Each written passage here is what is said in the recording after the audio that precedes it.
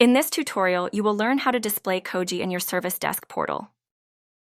First, make sure you are in the Koji backoffice of your Jira Service Management project.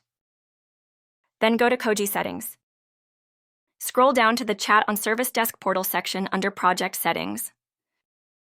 To display Koji in your Service Desk portal, just click the Enable button next to the Display Koji in the portal option.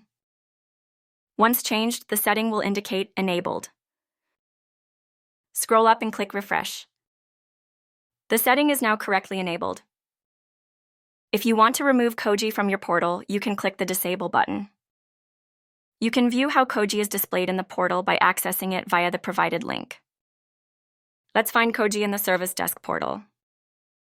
Here, Koji is displayed at the bottom of the page below the ticket options. To open Koji, click on Chat with Virtual Assistant. Customers can discuss with Koji via this chat. Now that Koji is available on the portal, you might want to make it more visible to customers. In this case, you can display Koji above the ticket options. To do so, click on the Enable button next to Display the App button above the Ticket Options option.